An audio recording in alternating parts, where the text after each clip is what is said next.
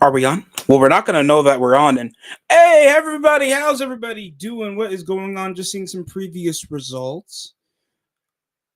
Thank you guys for anybody that goes into my more materialistic third party content.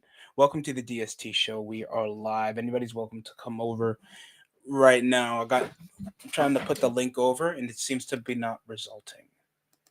But anybody's welcome to go. We're going to be going over a plethora of topics and get it NFL related. We can also go over the other stuff. I finished Peacemaker season 2 around this weekend. And of course, there's other shows that I was trying to follow up on. We all know what was going on in the NBA. By the way, NBA's back. There was great. There was great. The doubleheader was great. Just to mask the fiasco involving Chauncey Billups and Terry Rozier, scary Terry Rozier, out of $30,000, and yet these guys stealing only 7 million, involving getting inside of gambling association with Russian mafia associates. The same thing that happened with Gilbert Arenas. 7 million over a combined 266 million earning career earnings. And I don't know if they're even including Chauncey Billups $100 million he earned over his career on the Detroit Pistons. So that's crazy to me. Out of all the things I've seen, out of what I first of all, I'm not even big over into gambling. If you guys are big over to gambling, I understand. I get it. That's your way to feel engaged. If your team sucks or you're not really a fan, but you know the game and you just want to spreadsheet some bread, I take that as a more recreational thing than something that you could just do on a whim every random Thursday. Oh, because I need to hit that parlay. Like it just feels disingenuous, separated from the actual joy and pageantry of the sport. But we've been trying to get that for a long time now, man. It sucks. It really sucks when you see how sports can actually get you together when you have the right platform. But yeah, just 266 career earnings combined with just Scary Terry and Chauncey Billups. If we're not just including his career earnings as a basketball player, that's 100. That's 100 million for Chauncey Billups times on, I think, the Nuggets. Then he went on the Detroit Pistons. Of course, he's an NBA champion, and his pedigree as a head coach. Yeah, the Blazers suck. Tiago Splitter, former NBA champion from the San Antonio Spurs. Well, he's gonna hit an under for fucking Kimura and Drew Holiday. They were better off with Damian Lillard. At least he'll throw in a mixtape. And all this entire gambling ring already advises like 30 cases with the FBI, I'm sorry, the IRS, over a plethora of tax evasion, knowing how many connections with certain NBA players push over partial ownership. Like, I'm shocked that corruption is not going to be pushed a firm hand upon, like, even if how disingenuous the league actually is, how legitimate it is on performance. So it really puts the legitimacy of the sport of basketball, hell, even football, to the occasion of these type of underperformances. Because I swear, Tua Tagovailoa puts the under on him almost every week. He's probably richer than you think. It gets over a lot of conversation involving what's really to believe in a lot of sports franchises, and I feel like that's why Adam Silver's trying to push over a firm hand to just try to make people forget. And I do not blame him, because that's what I would do to at least enforce some legitimacy. Terry Rozier did ban him, did pay his own fine. He paid his bail off. That was like what, 7 million, and it connected with the investigations. There's like a list over rigged poker games involving themselves with the mafia that attracted high rollers, illegal poker games with sophisticated technology, including rigged tables, shuffling cards. If they had X-rays in the tables to see these niggas' cards just to go with their life. How are you even impartially getting yourselves involved in this? We had a lockout enforced with less, bro. if we're not including the enforced 2011 NBA lockout and then the 99 lockout. What's going to happen when they can't even monetize their gambling streak that already pushes so much money over the NBA? And not even including their media rights deal. Like, this is concerning.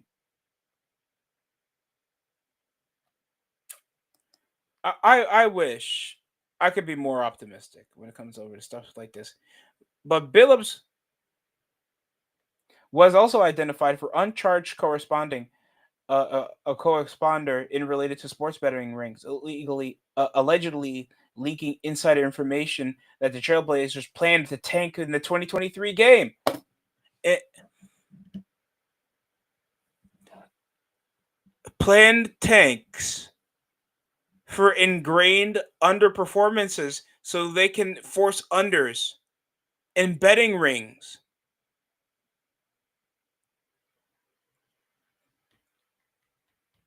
That tells me one thing. Have the Sixers were doing that? Were the Clippers doing that for Kawhi Leonard? You see how this gets more questionable. The more they ingrain tanking over betting rings to enforce going taking the under and get good payouts. That's crazy, but it sounds possible. And I don't know what else is going to probably happen. Kindergarten schools in Dallas who reached out to D'Angelo Russell after his 12-3 1 2 3 stat line to help the kids learn how to count. But that's how it's gonna be. DeAndre Ayton's hitting the under. I don't give a shit that you beat the bum ass.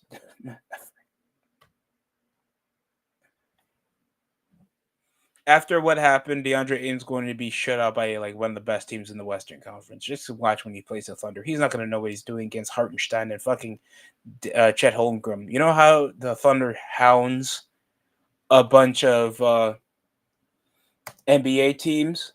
The hard foul with Lou Dort, you'll get shot blocked by Chet Holmgren, and Hartenstein will make sure you're slowed down when you're entering the paint. And then people get upset on, oh, he's a double double. He's a double double. That's not. You need to really watch certain basketball players and then to watch their games.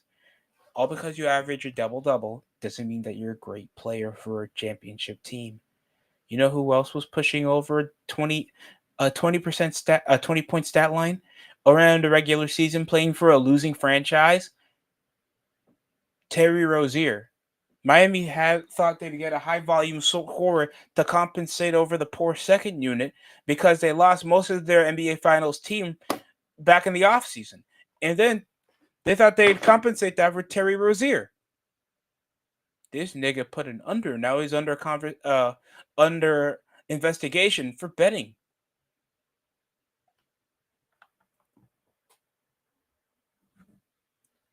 It gets that concerning when they probably push that narrative for a bunch of NBA players. Even 5 points of Bradley Beal. 5 points from Bradley Beal.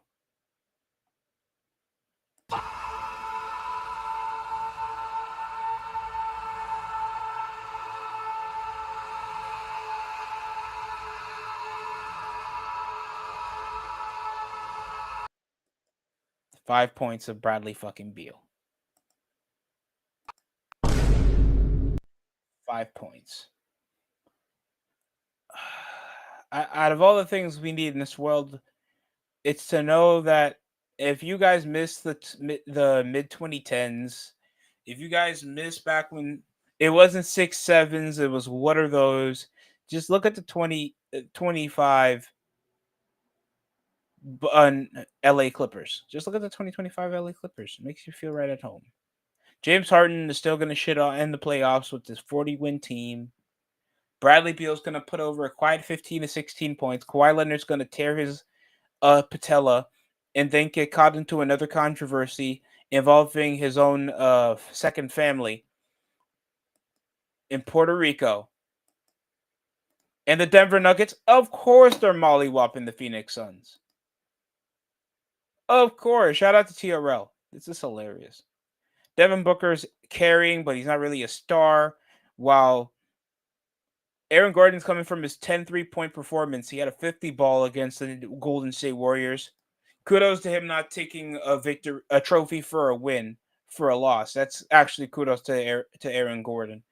Dylan Brooks is the second highest scorer. No, you know there's a problem. This is against a former teammate out of Cameron Johnson. Chicago Bulls picked up a surprising victory against an Orlando Magic team I expect a bit more out of. I don't know if they're still hitting over injuries or they're just gelling.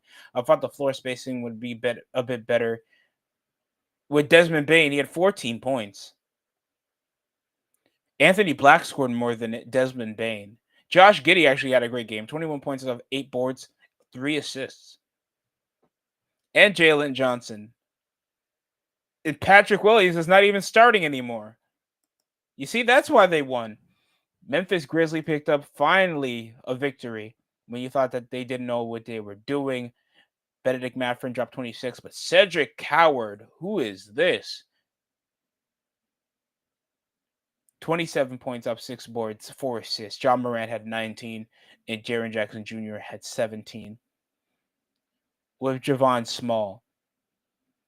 Somehow the Memphis Grizzlies can still push over a young unit to overachieve. And the 76ers picked up a win. I'm joking.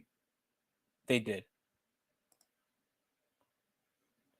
Tyrese Maxey dropped 26 off 6 boards and 9 assists, outperforming LaMelo Ball with 27 off 9, near triple double for both players. And Colin Sexton with a nice 21. Quentin Grimes outshining off the bench, undersold by the way. his contract. I mean, goddamn.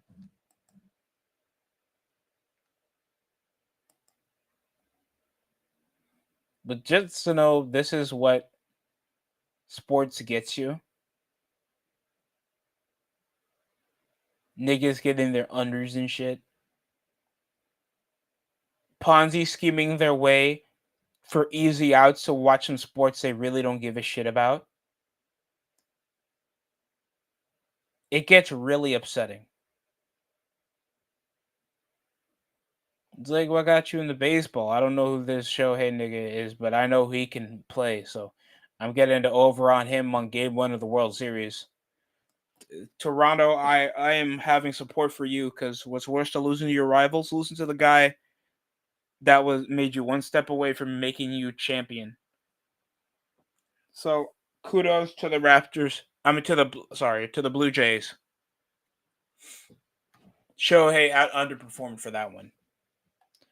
Hitting team as well around the center defense. They were only good around the third inning, and then they just an unanswered like nine run unanswered 9-run performance. I don't know what was in the drinks for the Blue Jays to perform that well. Outstanding.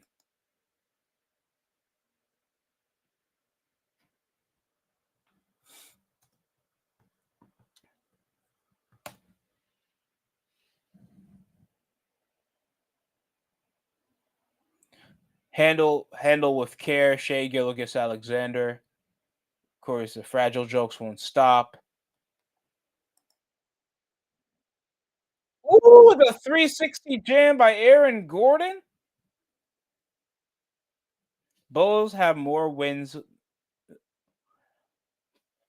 2024 NBA champions, 2024 Eastern champions, first seed, second seed, 2023 NBA champions, Western champs combined.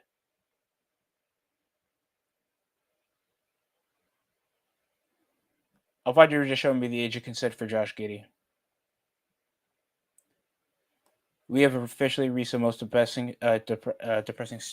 Oh no, that was like June when all there was baseball, and you niggas don't like watching other sports.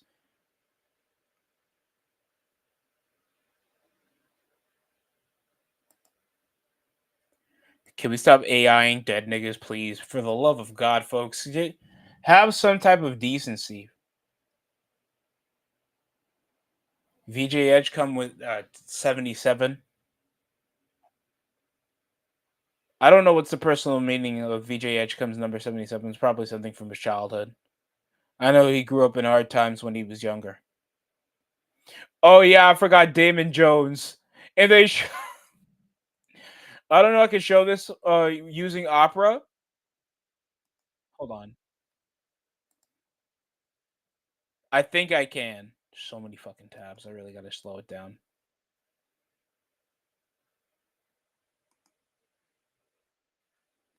I apologize. I'm trying to display. But this is what they're showing.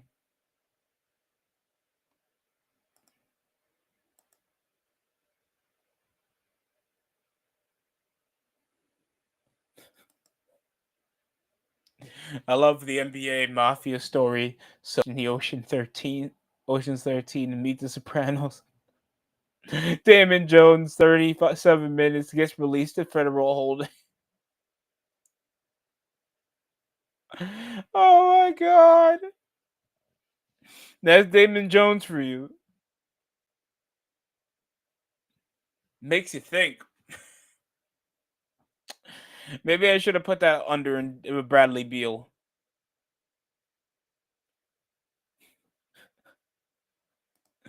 Oh my god.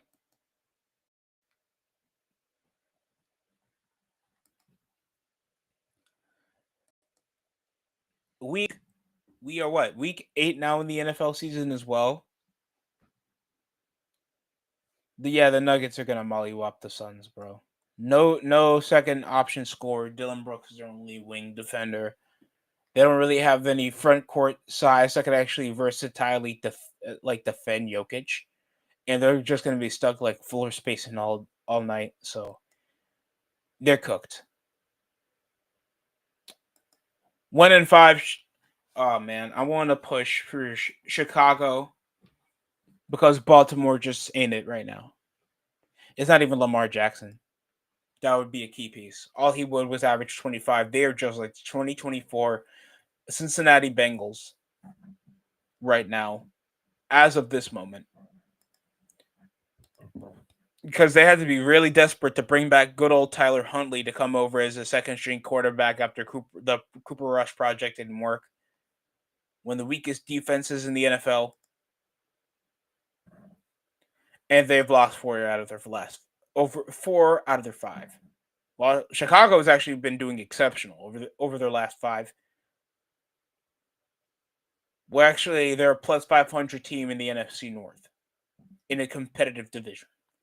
You got the Lions that are playing good. The Packers have been decisively good with only like what a draw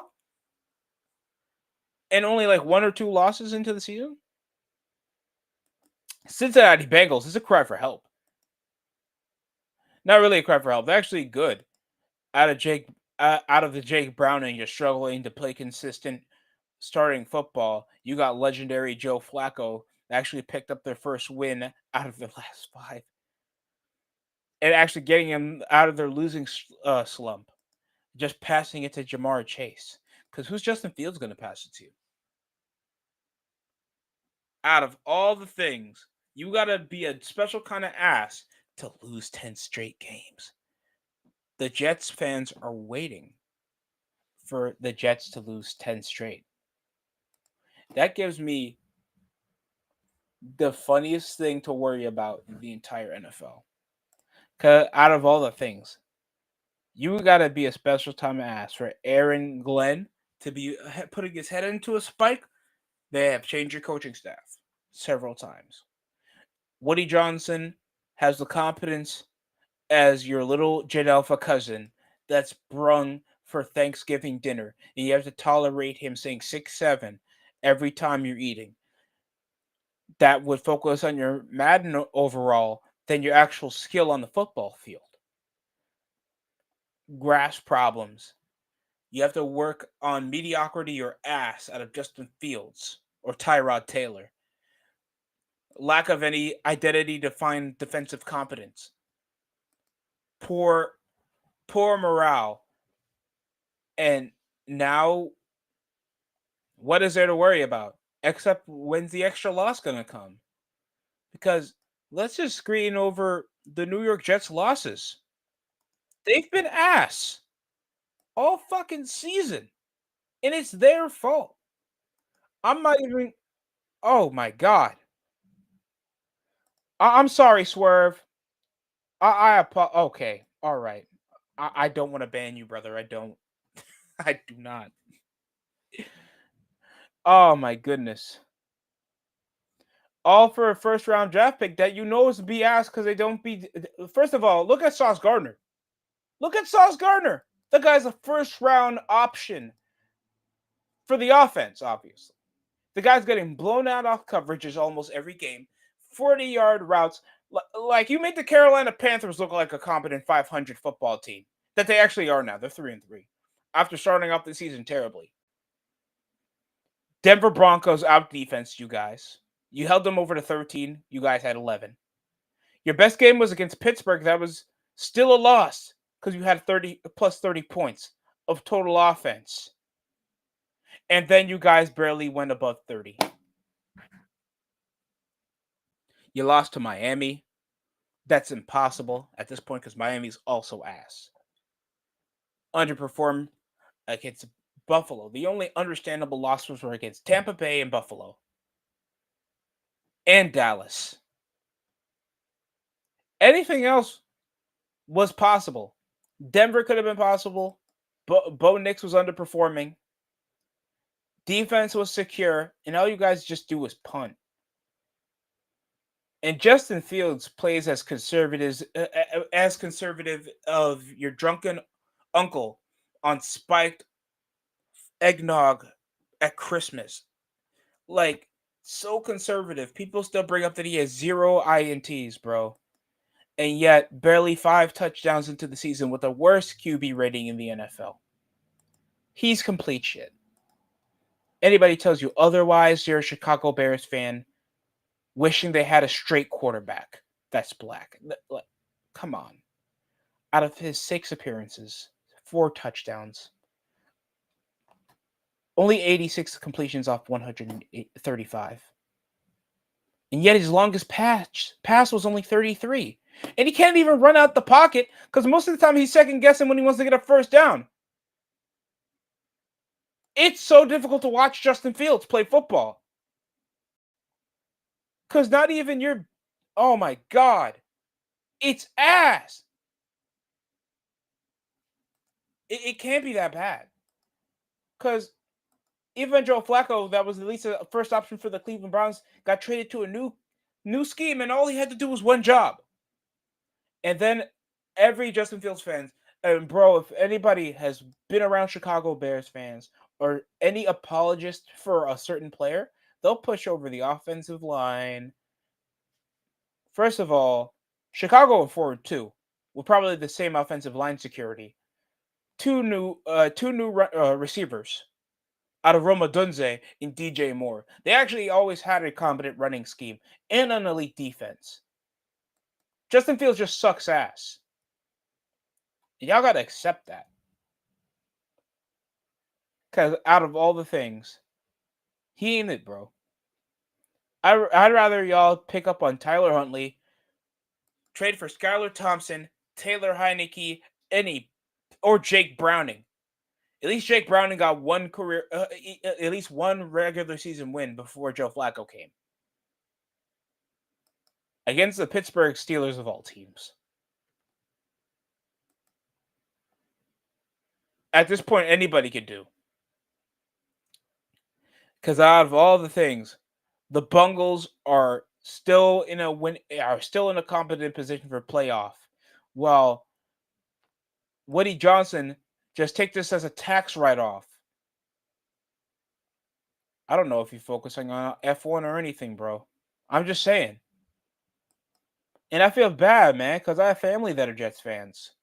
And I don't want them thinking about this like it's secondhand embarrassment, like they're an anime fan back in the day. Anime wasn't as big as it is so big now. It's you can now see it in movie theaters.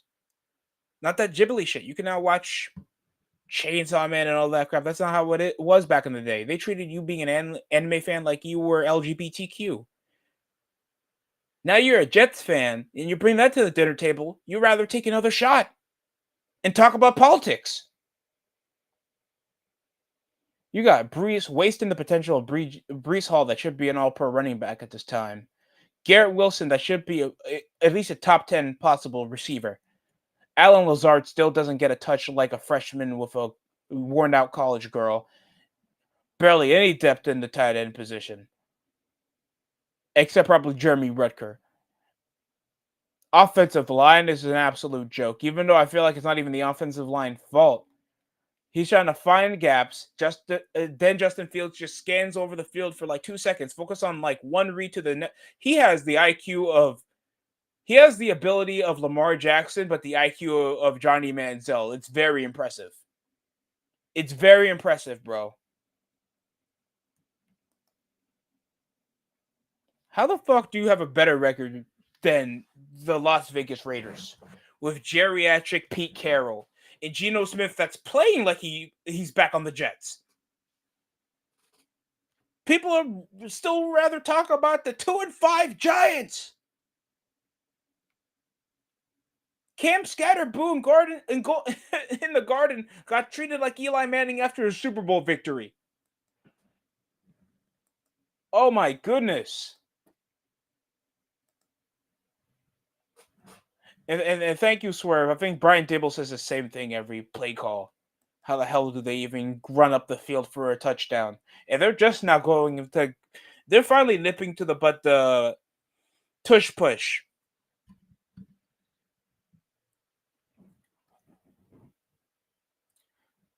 '49ers got the Houston Texans. Texans have been in fraud watch for a bit. We're still above 500 just by resilience alone. The only thing that we don't have in our advantage is probably home field. Because out of their last 3 games, they lost so unconvincingly. I feel like Houston's play calling a joke. They're too over reliant over certain reads with CJ Stroud. And CJ Stroud just makes too many rookie mistakes when he has time out of the pocket. But our injuries are going to be so much of a problem. But Mac Jones has been playing so impressively. And that's such a crazy circumstance to have that we have above 500 football with our second string quarterback out of Brock Purdy that we just gave an extension to. That's the awkward part. That's a heavily awkward part about this.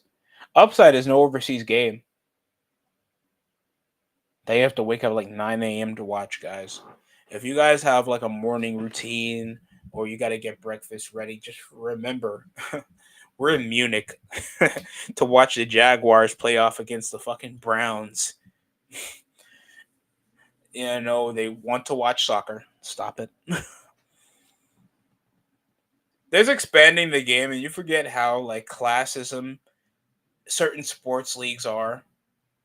Like you got to pay for padding, equipment, health insurance. Like I'm sure no random kid in Munich's like, father, before you finish your pint, can I sign up for a local team? They have no local team, son. You have to play it in school. Yeah, like you got to go over this entire fuckery process when you could just go play for your local soccer team until you get promoted into an actual contract. It like FIFA makes it more legitimate, like it is in the NIL process for college football. Now this is shocking because one of the 2 victories from the New York Giants actually came out of the Philadelphia Eagles. And I know a certain someone that's actually very proud of them for that. So that's very insane to see what they could do with the momentum they've been having. Even though they choked some massive games, the New York Giants.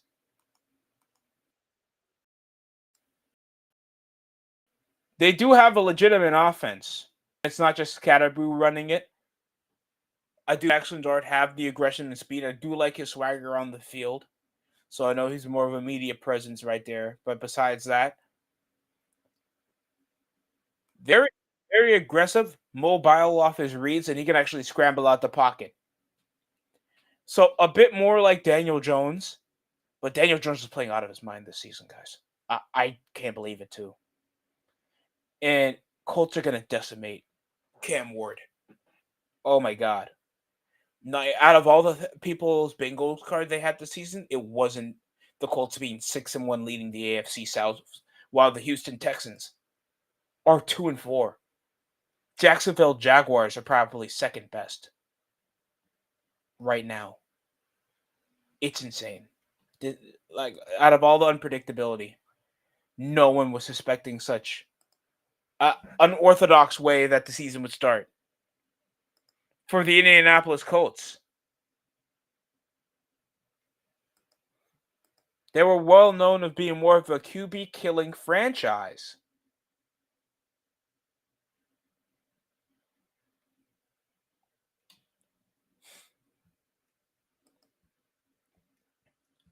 Russell Wilson's probably completely washed. Jameis Winston was my second option. He is 31 years old, has more of a cannon over the pocket passing ability, especially for his skin color. Yeah, I went there.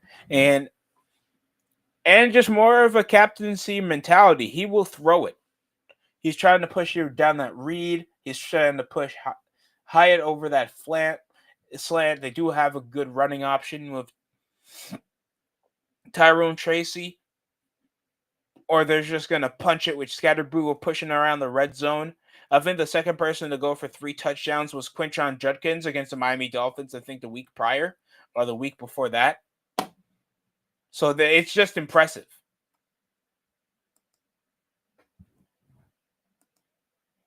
But it would shock me because Eagles, have they learned their lesson when it comes to being conservative on the ball? All the Eagles have proven that they're ready for anything at the regular season and not trying to underperform over big games like this.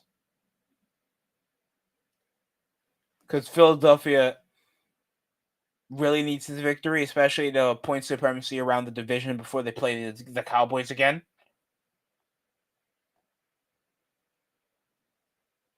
And the Dallas Cowboys probably have one of the toughest matchups to try to get back to above 500 football.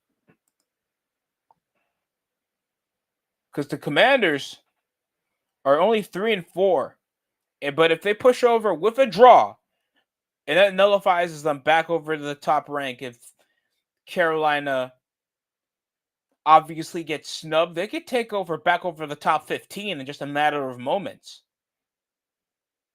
But that's still going to be like a few 3 weeks away if Dallas. It's just going to be a battle of wins and a lot of wins. The same thing for Baltimore. They got to go completely flawless come November. October to November for them to even be back to sub 500 football to be around the hunt. So this is not mission impossible, but this is obviously mandatory of victory for Dallas against one of the top 5 defenses in the NFL because Denver's Broncos defense is absolutely exceptional. Bo Nix is on and off, but the way that the Denver Broncos have monitored themselves as a defensive unit, it's insane. I mean, obviously people know Cortland Sutton. They do have J.K. Dobbins, Jaleel McLaurin, and of course Troy Franklin. Marvin Mims is kind of quiet at certain parts of his game, but oh my God, Mike McGlinchey. You got DJ Jones, Jones Franklin Myers, and their deep backs are stacked. Jaquan McGlennon has been good. And yes, Patrick Surtain, the second's there. Of course, he's always going to be brought up in DPOY conversations. If he was, if he was only stacked in his sacker ratings or had more pick six, or the record was a bit more profound, he would be DPOY automatically. But that's not how it's going to work all of the time in the NFL. But very great cornerback. It's always the compensation on the offensive line. If they can keep consistency off yardage, and you can keep Dallas from being offensive, because To be fair, Dak Prescott is still a top 10 quarterback in the NFL. His production is always unwarranted, is always on must-win games, but it's always if Dallas can actually make it through a postseason campaign without fumbling in the first round. So that's going to be a concern for a lot of seasonal games. This used to be a massive game. Now the Saints are 1-6. Chris Olave is in trade talks around the deadline. Tampa Bay needing their team to perform, knowing they lose another key receiver. Can Tampa Bay get it done? I hope for because to be fair, Spencer Rattler hasn't been that bad. He could be erratic around his reads, but he's actually not a bad quarterback. Todd Bowles has made an outstanding unit. Bucky Irvin and Rashad White has been one of the best running back units in the NFC East. I mean, in the NFC South. Mike Evans has become regardless injury prone, but he has a Hall of Fame caliber career. So even if he leaves it, you still got Emeka Ibuka and Chris Godwin. Even though I felt like he's kind of been underwhelming.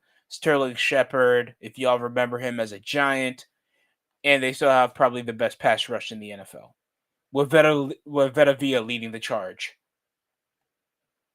being a prime D tackle at the position. And usually you barely see that nowadays because you get the more dominance pushing over as an edge rusher, outside linebacker, you being a lockdown corner that can press reads and get massive like shutdowns to allow like no touchdowns around the deep ball.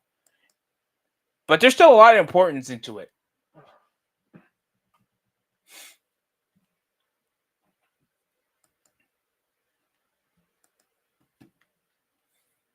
So I really have Dallas just gonna go probably 17-15. 17-15 Dallas. Denver's gonna fumble around the last time, even though they've been really getting a lot of clutch field goals. Pittsburgh, Green Bay return. Not really Green Bay return. They'll be in Heinz. Oh shit, it's not called Heinz Field anymore, right? Oh god. Arkansas Stadium? Oh my god, it's ill. What a fucking name. 4-2 Pittsburgh needs to keep it inclined. Their unk status defensive front is not going to hold over around an actual defensively competent team that actually holds you around the pocket. And too over reliant on DK Metcalf. This might be the straw that breaks the camel's back for optimism for Steelers fans, because I think over the last 3 games, the Steelers fans were waiting for a game for them to be pushed over on Fraud Watch. They were really waiting. This might end 21-34 Green Bay. Pittsburgh can still put numbers on the board, but I feel like there's going to be a late finish. Indianapolis is going to win like 45. They gobstomp teams when they're ass. But kudos to them for punishing. They went completely Detroit Lions for certain teams. Their best game was against Arizona. I still remember that one against the Cardinals. I have the 49ers probably going to pick up a late finish 19-14. They're not going to get the ball rolling in the red zone, but we keep losing defensive pieces, so I might refrain from my pick 'em. Cleveland Browns versus Patriots are going to decimate them. Raquandre Stevenson finally found his form. Drake May has been a big let out. Dylan Gabriel might let a lot of mistakes fly around a team that actually wants to compete. And oh my god, I thought reparations were still continuing. Why do the Patriots got to be good again? But they're actually fine. Quinshon Judkins has been a good piece of the pod. I feel like this should be a time where they should be trading away Jerry Jeudy and try to enforce some insurance to build up on some offensive line depth. and a lot of key pieces to try to push over for some leverage for some picks. Browns are in the territory where they're not going to be competing still. Well, especially over that new contract, you need to see what you guys can get as younger assets for the future, knowing how much you paid Miles Garrett just to make him the highest paid, just to not push him over to rival teams, even though that seems to be a trend. This is going to end at least 31-14. Jets are going to get pimp slapped by Joe Flacco. 34-7. Bills, Panthers. Ooh, this actually might be a close one. You're going to be shocked about this answer. Bills are on fraud watch as well. I felt like it's paid dues that you niggas actually try to actually look legit for once. You better wish I'm wrong, because Carolina has been doing a thing of getting late finishes, especially on home field advantage. Panthers have been a fighting team when they slow down. So this might end 28-24. Carolina. Chicago Bears been actually legitimately a decent enough team. Out of all the things, Caleb Williams has been exceptional. Even though he's still what, isn't he like a few games ahead of Lamar Jackson? He only got 10 TDs out of 9. And actually is a good rushing force. And they could actually move over the ball. DeAndre Swift has been having a decent start. And losing over your last 4. Is Tyler Huntley still starting?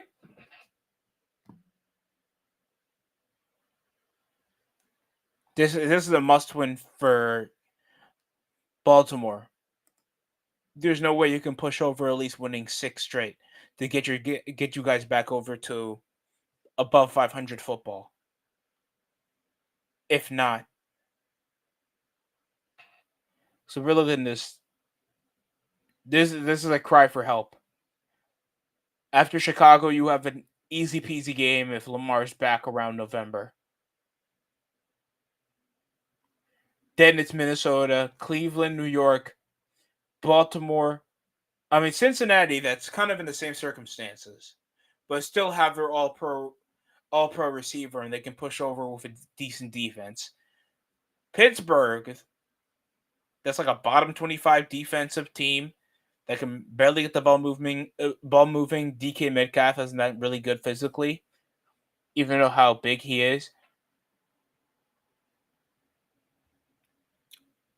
And then the test comes around December to January, where you're not even that far off from playing Pittsburgh twice, Cincinnati, two.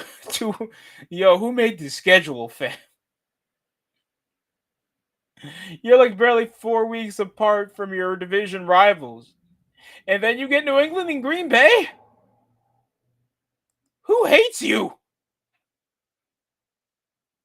But it's okay. You ever been a coach before? Yeah, Joe Flacco.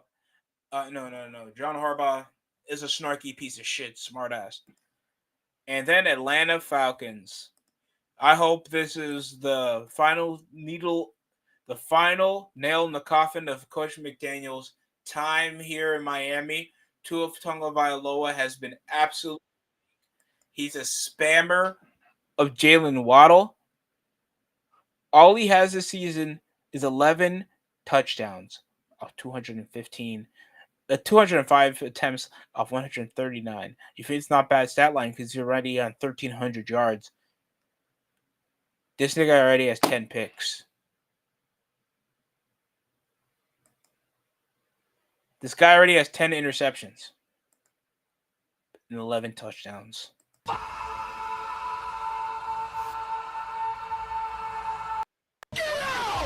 Like he's fucking ass. You guys think otherwise. It's just because you're coping because you think overproduction means he's compensating with results. What results?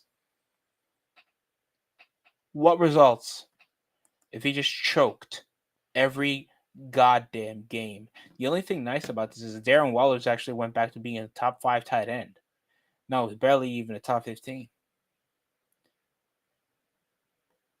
Devon Achane, you're wasting Devon Achane's performances. You guys can barely hold over at least a third down conversion. Tua Tagovailoa is getting piss poor over his completion rating, even though it's at 68%. Most of that is just zone reads and passing screens, pushing cute ass plays that can barely push around the red zone, and then they can't even hold on to a lead for more than 5 minutes. You guys are a terrible football team. Atlanta will get above 500, and this is going to end with censor. Michael Penix Jr. will get at least 2 touchdowns in this. I'm ending this 21-3, 21-6. Devon Achane's barely going to get the ball rolling because their offensive line's going to fumble around them. They're not going to get in good position to score until the fourth quarter. Miami is that abysmal right now. And I wish I was joking. I wish I was joking how abysmal Miami is, but they are that abysmal. They are a terrible franchise right now.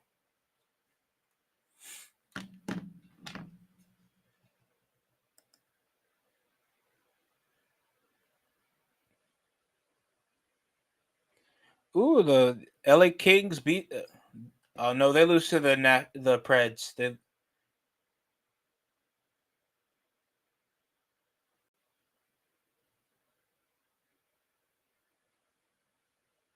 Oh God, is this AI?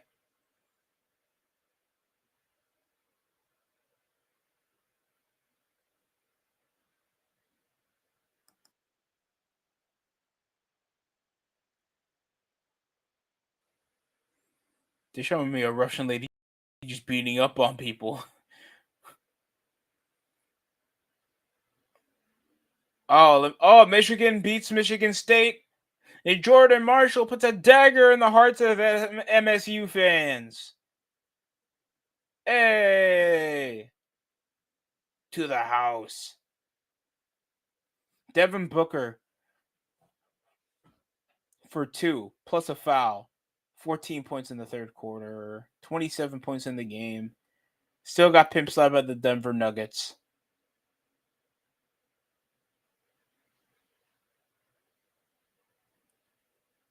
Has-Been Hotel's new song, officially titled Sarah's Confession, with Panther Mill. Oh my goodness, you guys, you so suck. I'm sorry. I'm sorry for any Has-Been Hotel fan. If you guys like Has-Been Hotel, I'm gonna say this nicely. You probably never really experienced that much in your life.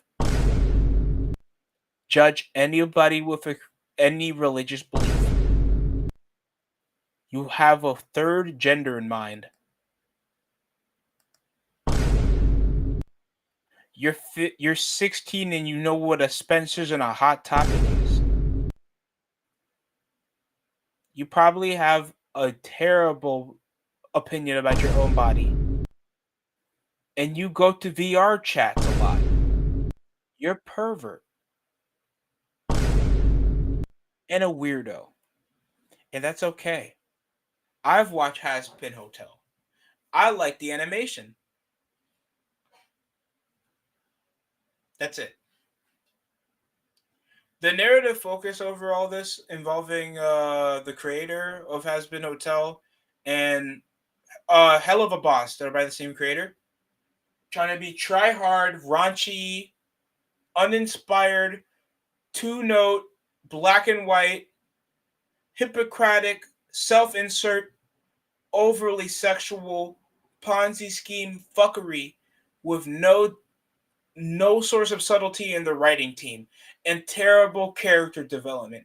I try my best to try to push over that I found the show fun, but this feels like this is Teen Titans Go quality for something that's supposed to be for adults. It's trash. Absolute fucking trash. I apologize for going off, but I tried my damnedest. I tried to give the show a break as soon as they push Has-Been Hotel over to Amazon Prime, on Amazon Video. I watched it. It was a waste of my energy. It felt like they wanted to intake religious belief over oh, go into hell, go into heaven is so hypocritic, and they don't know how to get into heaven. They feel like it's discriminate amongst the angels, feeling like they're way superior, trying to push over a social dynamic when you guys have a society of cannibals. You regulate something that is supposed to be intimate, like sex, as your own identity. And even Hell of a Boss is the same shit, but even more essential. And it has like great potential to be fun shows with simplistic, complete characters. My nigga, just watch Castlevania. At this point, watch anime. At that point, because they don't make it so one note when it comes to talking about the complexities of what it takes to be God fearing, innocent, what makes you go to heaven or hell, while making you feel like it's on the same common plane. They just deal with it the same way. It feels so one note, bro. They even try to make you feel bad for Stolas in Hell of a Boss, and I just gave up. Like, you forgot that they became material. Oh my god. Jesus Christ. The show was ass. Anybody that tried to. They just. This is just a franchise now for the Hot Topic people.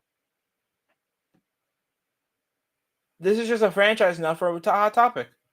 Perverts, furries, people that like drawing those demonic anime girls. That's the type of people that like Has Been Hotel. Try hard cosplayers. And shout out to the legendary Masako Nozawa. You think she's just an 89-year-old Japanese lady? That is the voice of one of the coolest dragon characters ever, Goku, Son Goku. Shout out to her. But oh my god, all they're doing is just franchising and displaying their stupid songs that no one cares about. They're talking about the most minimalist stuff.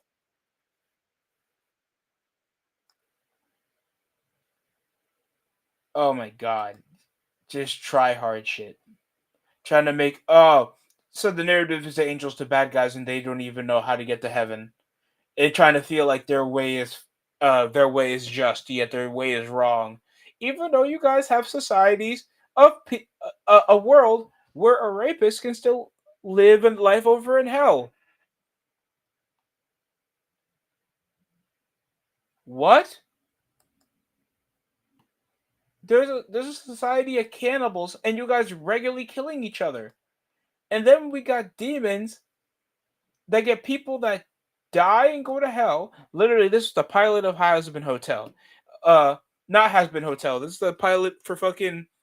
This is like the first episode of Hell of a Boss, and you get to see a teacher that's husband had an affair with her with a random lady, and killed the husband and shot the lady.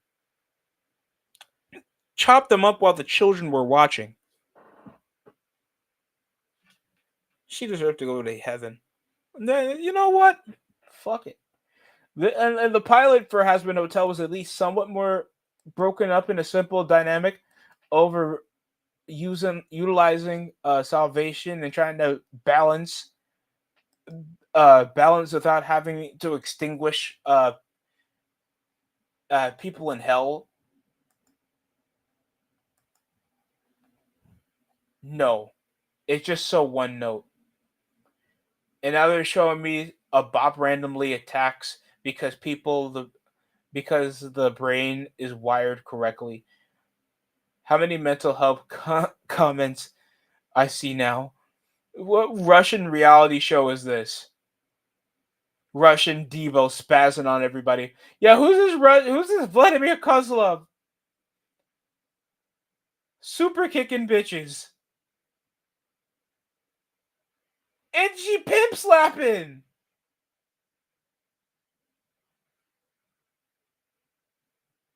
Crazy. I don't want to show that. I can't show it. I don't want to get in trouble. But somebody look up this Russian reality show because this is ridiculous. Absolutely crazy. And also, we'll transition into some rest. Oh God, I forgot that. Don't show me the memes of Jalen Brown's hairline, please. Let that man live. The spray on he could. OG Ananobi should have got a better shirt. Should have got the stain free Nike Nick shirt. The next put the Celtics. Jalen Brown trying to get some separation using his head. Nigga tried to use the spray on badge. You're good for 2 weeks.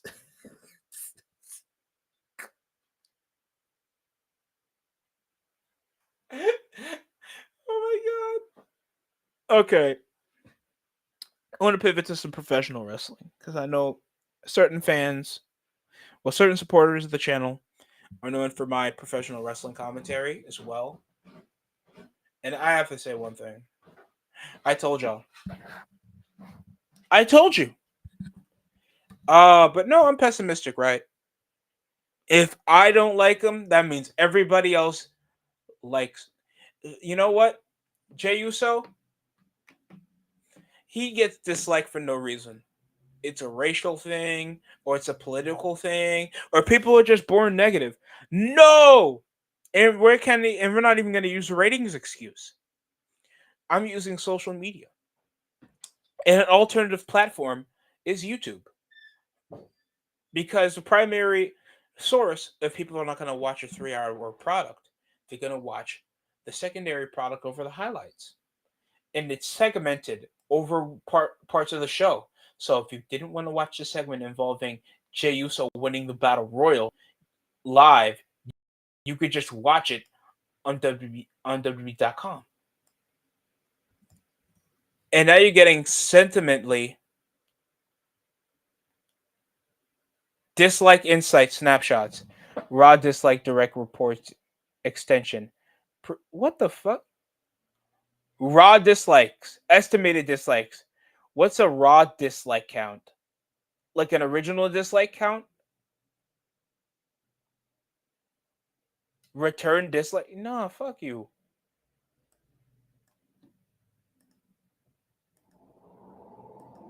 Don't do that. Because we're gonna look. I think I saw 101 101,000 dislikes on the last episode of Raw, the time Jey Uso won the Battle Royale to be the number one contender for the World's Heavyweight Champion to face off against the second half of the number one contender that was supposed to face off against Seth freaking Rollins out of CM Punk out of the triple threat match before the Vision turned against CM Punk. I mean, Seth freaking Rollins. And now, out of all of that, the last segment that was supposed to be a homecoming, Jey Uso is finally going to return back to the world title picture just to lose to CM Punk. Because Jey Uso isn't over. His segment alone didn't even 1 million, 1.2 million. And this is partial segments alone. So that means you'll have more people watching this than a half hour battle royale. Like LA Knight, Jimmy Uso, fuck it, even AJ Styles, that's now the World Tag Team Champion, would have been more interesting than Jey Uso. 91,000 dislikes, my nigga. 91,000 dislikes?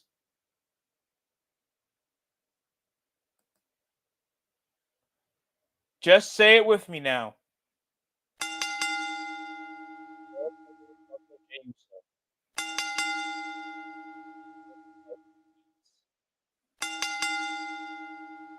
Chant is in the equivalent of the what chant.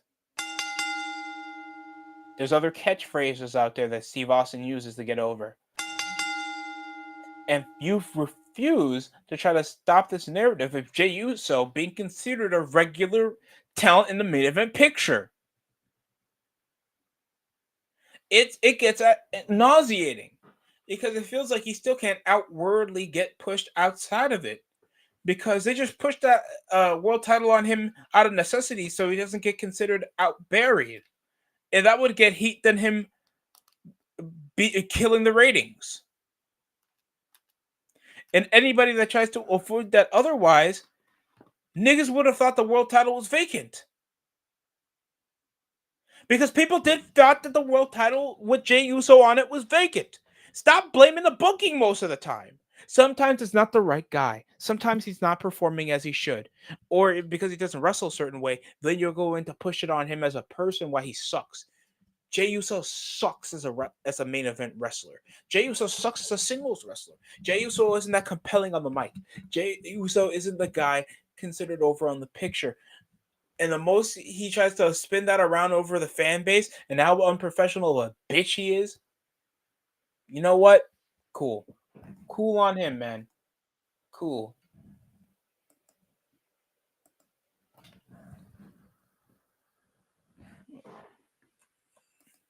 Because if Jey Uso was world champion to this part of the year now, we'd be getting Dynamite ratings. 2025 Dynamite ratings, not even 2022 Dynamite ratings, when they were at least scratching a million. Also, Tatum Paxley is the new women's champion for NXT. The Hardy showed up on Halloween Havoc.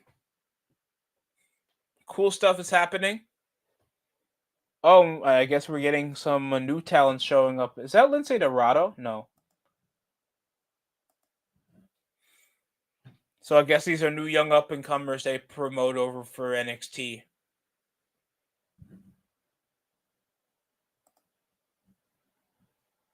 We are wild and young.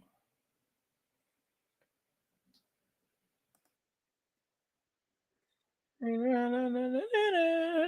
been through the Ilya Dragunov looking like a mini Mr. Kennedy mixed with Hornswoggle. Oh God. He is a good wrestler though. But he gotta stop with the open challenges. You should be making him squash. He's just having great matches with Aleister Black. That's already in storyline. What's Ilya Dragunov's storyline? What's the arc of Ilya Dragunov? He returns and already gets pushed for a title shot. He's the U.S. champion now, and all we're gonna know is that he wrestles. Sometimes, sometimes the booking for WWE is just gonna set the wrestler for failure when you push him for success automatically. And then I don't know if you want him to break under the pressure of the storyline, improvise, or try to sell that he can wrestle. And then he's gonna be pushed under the shelf, and then we're gonna forget that he was United States champion. I hope that's not how it is for Ilya Dragunov, because I do want to give him the benefit of the doubt, because I haven't seen him that much. Most of the last time I saw Ilya Dragunov before his he had an ACL injury. He was he was tagging with Butch.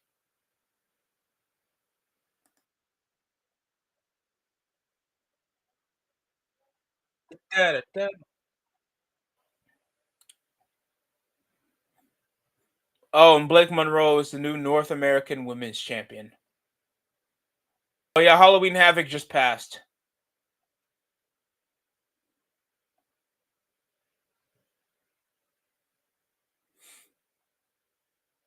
Stephanie Vecker. Oh God, we already have Stephanie Vecker gooning photos. Come on, guys. Come on, guys. Shinsuke Nakamura. Oh right, they were in Japan, right?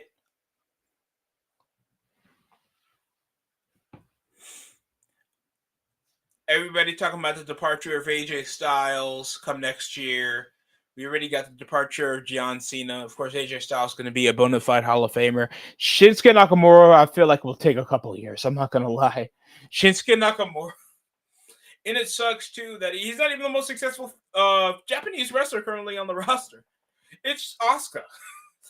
There's no shot it's not Asuka. If it's not going to be Asuka, it's going to be Io Sky afterwards. And then we're going to bring up Shinsuke Nakamura. That's how it is. And we can push that upon the booking because I feel like the benchmark of his success ended come 2018 after a feud with AJ Styles and then Jinder Mahal, where he's getting beaten out of and being racially profiled and then mocked about his accent. he wins the Intercontinental and the United States Championship, so he kind of gets pushed around the box that he becomes a regular upper mid Carter. That even though how many times they try to package him with subtitles, give him more of a ninja gimmick, try to push him as a serious dynamic opponent, they just can't. That's the sad part about this, because I feel like it's just gonna be future references to try to build upon. But you need to expand your linguistic linguistic skill if you're trying to get over as a foreign talent, especially over as a Japanese talent. And it's only, I think, easier from the women's division because your promo skill gets over the bare minimum of you being in the upper card, especially if you're Asuka, that I know damn well uses auto dub YouTube to even use her content, even though they get it wrong, and you'd still love Asuka because you gooned Asuka. And it's sad too because she is one of the greatest Japanese wrestlers WWE ever got. But so is Shinsuke Nakamura, and I think the sad part is that I feel like he'll be slowly forgotten in barely 5 years after he's gone. Out of his great debut he had with Sami Zayn on back on what was that Takeover Dallas, and his feuds with AJ Styles didn't go anywhere. He had feuds with Kevin Owens, didn't go anywhere. It didn't really elevate him. And every time they just try to enforce him over to the title picture, it looks more weird because he just has a poor connection with the crowd, even though he has such charisma and energy that just more reminisces over like what he can do with a Japanese crowd than what he can do in America. And I feel like that's just so terribly like corresponding because he's a great wrestler. And I think the same way is going to be for a bunch of foreign talent. Probably not for Stephanie and Becker because there's gooners. There's always going to be gooners.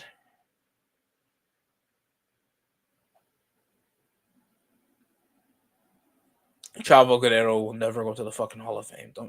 Don't push me. Don't push me. I'd rather see Bailey twice in the Hall of Fame. I know that the Fiend and Bray Wyatt will be in the Hall of Fame before Chavo Guerrero. Go fuck yourself. Well, I'm gonna cut this off a bit short. Thank you for you guys watching.